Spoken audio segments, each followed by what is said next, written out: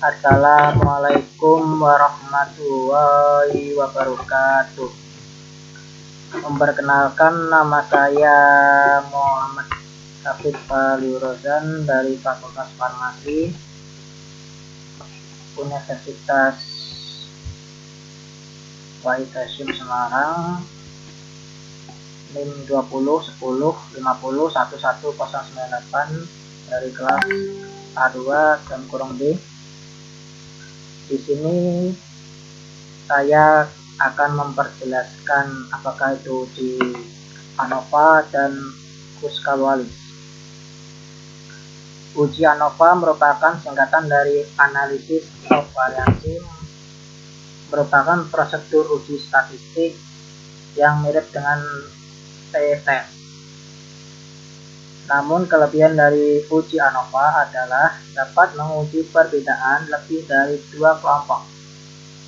Berbeda dengan independent sample t-test yang kita sebut dengan uji T, yang hanya bisa menguji perbedaan rata-rata dari dua kelompok saja.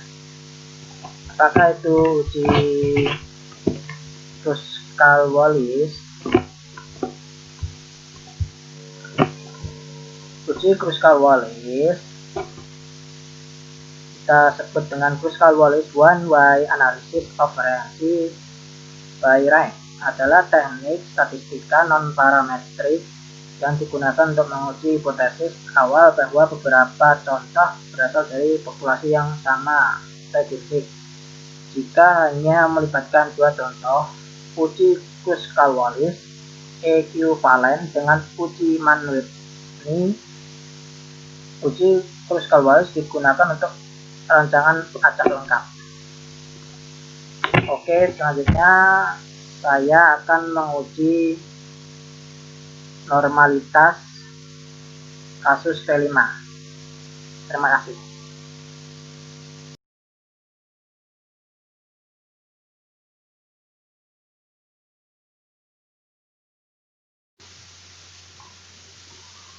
Selanjutnya saya akan menguji normalitas pada data kasus P5. Saya akan membacakan data kasus terlebih dahulu. Seorang peneliti melakukan sebuah penelitian mengenai aktivitas anti-aging ekstrak etanol herba alfalfa (EEHA) melalui penghambatan enzim hyaluronidase. Berikut data penelitian yang tersaji pada tabel di bawah ini. Pada tabel di bawah ini terdapat ada replikasi sama persen inhibisi enzim hyaluronidase.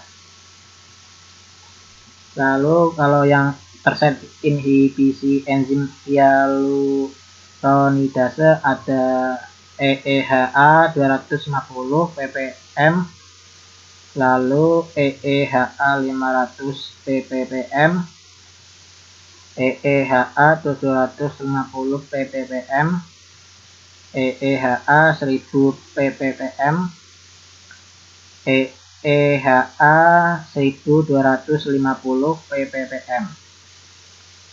Di sini saya akan ke program SPSS terlebih dahulu. Kita ke variable view, lalu kita ketik EEHA 250 sampai EEHA 1250. Tipenya numerik semua, bitnya 8 semua, desimalnya 2 semua. Kenapa 2? Karena di data kasus di belakang koma ada 2 angka.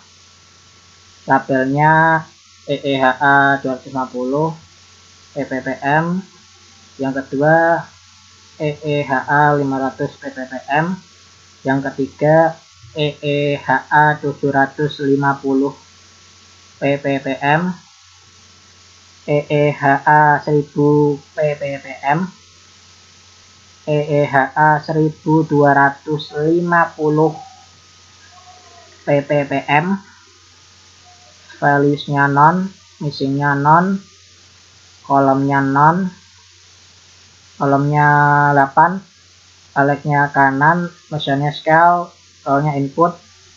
Selanjutnya kita ke data view, kita masukkan data-data tersebut dari EEHA 250 sampai EEHA 1250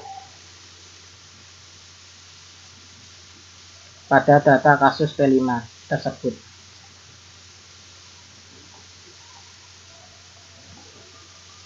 Lalu kita klik analis, kita ke descriptive statistik, kita ke explore, lalu kita klik CTRL + EEHA 250 sampai 1250 ppm, kita ke dependent list, lalu kita plot, kita pilih yang non, deskriptifnya tidak dipilih semua, dikosong semua. Terus kita checklist normality plot with test, lalu continue. Displaynya kita pilih yang plot,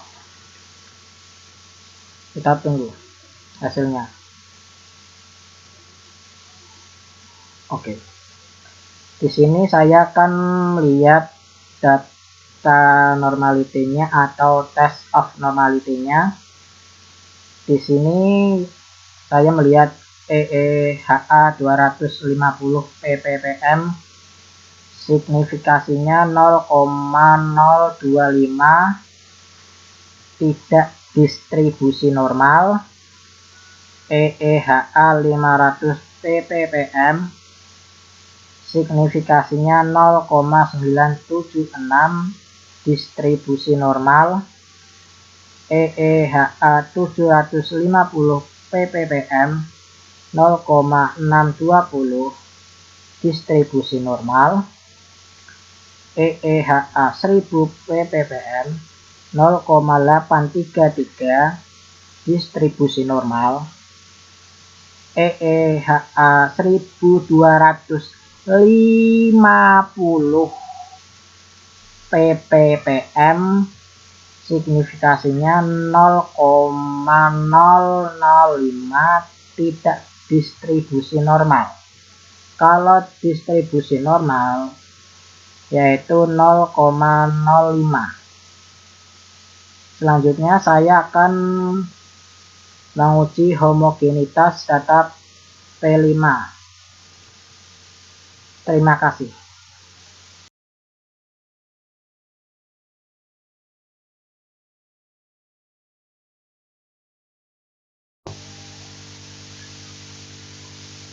Selanjutnya saya akan menjelaskan tentang homogenitas pada data kasus P5.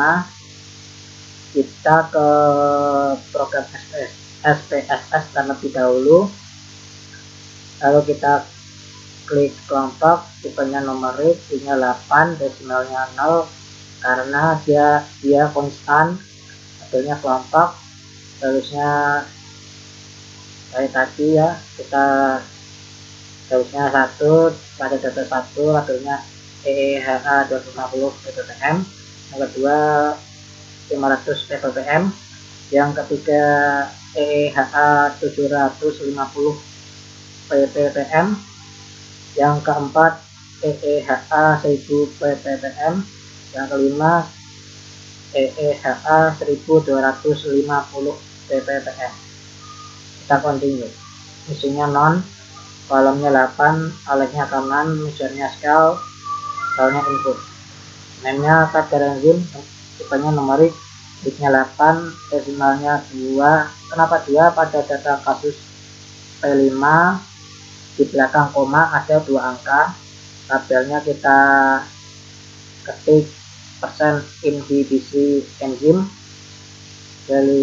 values-nya non, missingnya non, kolomnya 8, alex-nya kanan, measure-nya scale, row-nya input. Kita melihat data view, kita ke kelompok, kita klik angka 1 dari nomor 1 sampai nomor 10, kita klik angka 2 dari nomor 11 sampai 20. Selanjutnya kita klik angka 3 dari nomor 21 sampai nomor 30. Selanjutnya kita klik angka 4 dari nomor 31 sampai 40. Selanjutnya klik angka 5 dari nomor 41 sampai nomor 50. Lalu kita lihat kategorinya. Kita lihat data kasus P5 terlebih dahulu. EEHA 250 ppm, kita dari angka 1 sampai nomor 10 kita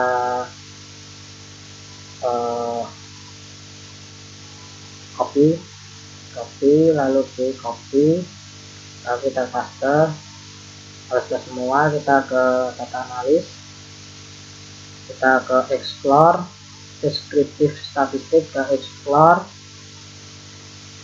lalu persen inhibisi enzim hyaluronhidratase atau kadar enzim, kita ke dependent list. Kelompok itu kita pindahkan ke factor list. Statistiknya kita checklist deskriptif confidence interval formian 95%, kita continue. Plotnya kita checklist yang non, deskriptifnya tidak dichecklist semua. Yang normality plot with test kita tidak dichecklist. Spread versus level with driven test kita checklist power estimation. Displaynya kita klik yang plot, lalu oke, kita nunggu hasil outputnya. Setelah ini hasil outputnya kita sudah lihat dari data tabelnya. Kita lihat test of homogeneity of variansi. Di sini saya melihat the set on median and with adjusted DF, signifikasinya 0,015, tidak distribusi normal homogenitasnya, berarti data di sini tidak homogen, sehingga dapat dikatakan pada data kasus P5 tidak bisa menggunakan uji ANOVA. Uji ANOVA itu parametrik. Selanjutnya saya akan menguji ke data kasus P5 menggunakan Kruskal-Wallis. Terima kasih.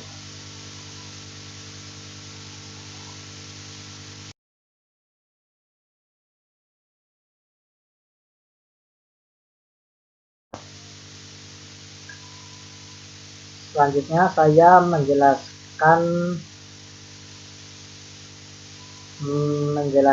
pada data kasus P5 menguji menggunakan Kruskal-Wallis pada data kasus P5.